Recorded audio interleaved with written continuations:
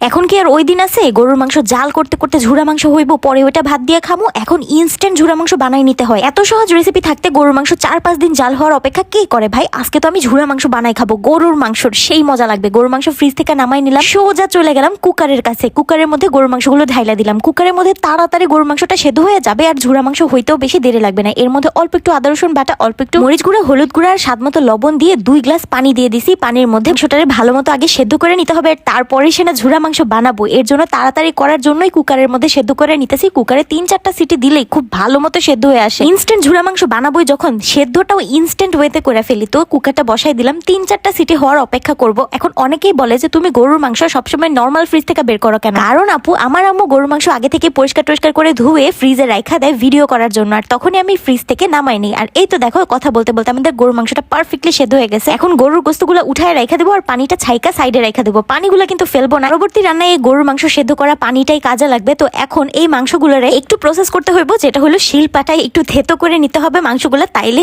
একদম পারফেক্টলি ঝুরা মাংস হয়ে যাবে। ইনস্ট্যান্ট গরুর ঝুরা মাংস করার এটাই হলো একমাত্র টেকনিক। শিলপাটায় হালকা একটু থেতো করে নিতে হবে, তাইলেই ঝুরা মাংস রেডি হয়ে যাবে। আর এটা কিন্তু এখনই শেষ না, আরো প্রসেসিং করতে হবে। এখন তো মাত্র ঝুরা মাংস বানানো শুরু হইলো। আমরা এর আগেও ইনস্ট্যান্ট ঝুরা মাংস রান্না করছিলাম, সেটা হলো কাঁচা অবস্থায় মাংসটারে শিলপাটায় থেতো করে নিছিলাম, কিন্তু এবার মাংসটা সেদ্ধ করার পর এভাবে করে ঝুরা করে নিছি। এটা হলো অনেক বেশি ইজি। তো এই ঝুরা মাংসগুলোর একটা বাটিতে রেখে দিছি। এখন মেইন রান্নাটা শুরু করে দিতে হবে। কড়াই পরিমাণ মতো তেল নিয়ে এর মধ্যে আস্ত গরম মশলাগুলো দিয়ে দিছি, এলাচি, দারচিনি, তেজপাতা, এই আর কি। তারপর অনেকগুলো পেঁয়াজ কুচি দিয়ে দিলাম। একসাথে খুব ভালো মতো ভাজা করে নিতেছি। এর মধ্যে আবার 2-1টা শুকনো মরিচও দিয়ে ভালো মতো একটু নাড়া চাড়া নিতেছিলাম। এর মধ্যে আবার পরিমাণ মতো আদা রসুন বাটা আর স্বাদ মতো সব ধরনের মশলা দিয়ে দিছি অল্প অল্প করে। লাল মরিচ গুঁড়া, হলুদ গুঁড়া, ধনিয়া গুঁড়া, মাংসের মশলা, গরম মশলা গুঁড়া অল্প অল্প করে সবই দিয়ে দিছে। স্বাদ মতো লবণটাও দিয়ে দিল, আর অল্প একটু পানি, যাতে কষানোর সময় লেগে না যায় মশলাগুলা। তারপর 2-1টা আস্ত কাঁচামরিচ দিয়ে মশলাটারে ভালো মতো কষাই নিয়ে সেই ঝুরা মাংসটা দিয়ে দিছে। যে মাংসগুলো আমরা শিলপাটায় থেতো করে নিছিলাম, ওই ঝুরা মাংসগুলাই এর মধ্যে দিয়ে মশলার সাথে নাইরা চাইরা ভালো মতো মিশাই নিতেছিলাম, আর অল্প একটু পানিও দিয়ে দিছে। এই পানির মধ্যেই মূলত এখন মাংসটারে আরো পুরোপুরি রান্না করতে হবে। এই পর্যায়ে আমার স্পেশাল গরম মশলা অ্যাড করে দিছে অল্প একটু,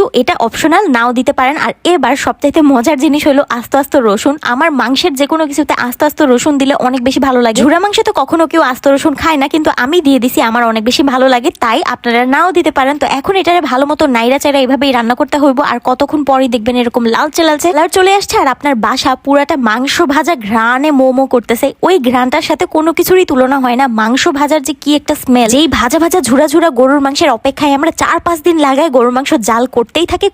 অনেক সময় তো মাংস ভাজা হওয়ার আগেই মাংস শেষ হয়ে যায়। আমাদের বেলায় তো তাই হয় ভাই, কিন্তু এখন থেকে আর এরকম হবে না। ইনস্ট্যান্ট ঝুরা মাংস বানানোর রেসিপি থাকলে যখন তখন ইচ্ছা হওয়া মাত্রই গরুর মাংস আইনা এরকম ঝুরা করে ভাত দিয়ে মাখাই খেয়ে নিবেন, আর ইচ্ছা পূরণ হয়ে যাবে। যদিও কুরবানির ঈদের সেই 4-5 দিন জাল হওয়া ঝুরা মাংসের তুলনায় এটা কিছুই না, তারপরও মনের ইচ্ছা তো পূরণ করাই যায়। এইভাবে ঝুরা মাংস করলেও কিন্তু খারাপ হয় না। আমার তো আর ঘ্রাণে তর্স হয় না, তাড়াতাড়ি নিয়ে চলে আসলাম, প্লেটিং করে নেই, আর তাড়াতাড়ি তো খাইতেও হবে। দেখেন অনেকগুলা কিন্তু ঝুরা মাংস হয়ে গেছে, মাশাআল্লাহ দিলে। রংটা যেমন সুন্দর আসছে, খাইতেও অনেক মজা হয়েছিল। আপনারাও এইভাবে ট্রাই করে নিতে পারেন। খুব সহজেই এই ঝুরা মাংসটা বানানো যায়, আর এত সফট। গরম ভাতের সাথে এমন ঝুরা মাংস হইলে আর কি লাগে বলেন তো? অন্য কোনো কিছুর দিকে চোখই যায় না। আমার তো গরুর মাংস অনেক বেশি পছন্দ, আর যদি থাকে এইরকম ভাজা ঝুরা মাংস, তাইলে আর কি লাগে?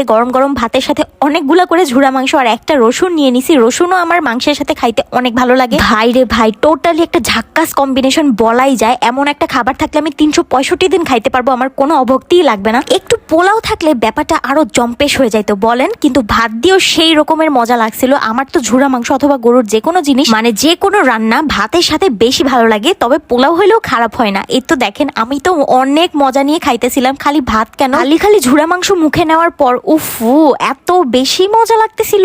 এই রেসিপিটা একদম 100 আপনারা ট্রাই করতে পারেন। 4-5 দিন জাল করা ছাড়া ভাজা ঝুরা গরুর মাংস ইনস্ট্যান্ট বানিয়ে নিতে পারবেন খুব সহজে।